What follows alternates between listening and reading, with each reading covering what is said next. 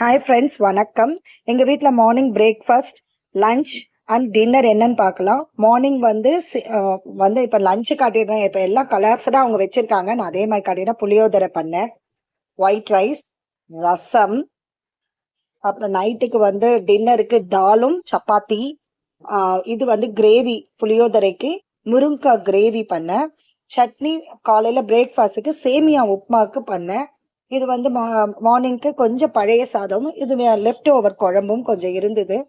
இதுதான் எங்கள் வீட்டு டின்னர், லஞ்ச் அண்ட் பிரேக்ஃபாஸ்ட்டு. ஏன் இது மாதிரி சிம்பிளாக பண்ணேன்னா, நாளைக்கு விநாயகர் சதுர்த்தியால் இன்னைக்கு கொஞ்சம் லைட்டாக இருக்கட்டும்னு சொல்லிட்டு நான் நாளைக்கு வேலை அதிகமான இன்னைக்கு சிம்பிளாக நாங்கள் பண்ணிட்டோம். என்னுடைய பசங்க பாருங்க அவ்வளோ அழகாக விநாயகருக்கு ஒரு அழகான திண்டு வச்சா மாதிரி ஒரு இது அவங்க வந்து பேப்பரில் பண்ணியிருக்காங்க. நீங்கள் பாருங்கள் எவ்வளோ அழகாக அவங்க பண்ணியிருக்காங்க. எனக்கு 2 பொம்பளை பசங்கன்னு சொன்னேன். அவங்க தான் இந்த இதெல்லாம் பண்ணியிருக்காங்க. பாருங்கள் எவ்வளோ அழகாக ஃப்ளவர்ஸ் எல்லாம் அவங்களே அழகாக. இது எல்லாமே அவங்க ஓன் ஒர்க், ஹேண்ட்மேடு தான். இது எல்லாமே அவங்களா பண்ணது. உங்களுக்கு பிடிச்சிருக்கா கொஞ்சம் கமெண்ட் பண்ணுங்க.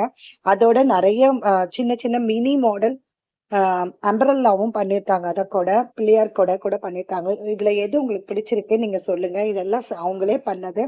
இது வந்து பர்பிள் டிசைன்ல ஒன்று பண்ணியிருக்காங்க. இது வந்து லாஸ்ட் டைம் வந்து எனக்கு கொடுத்த நான் பத்திரமா அவங்களுக்காக வச்சிருந்தேன். லாஸ்ட் டைம் பண்ண கூட. இது வந்து உங்களுக்கு பிடிச்சிருக்கா பாருங்க. அடுத்தது வந்து பர்பிள் கலர்ல பர்பிள் அதில் நல்ல ஷைனிங் ஒர்க்கில் ஒரு வெங்கடாஜலபதி கொடை மாதிரி இருந்தது. இது ஒரு கொடை. இது மாதிரி 4 கொடை பண்ணி கொடுத்துருந்தாங்க. உங்களுக்கு இது பிடிச்சிருந்தா லைக் சாப்பிட. ஹாப்பி விநாயகர் சதுர்த்தி.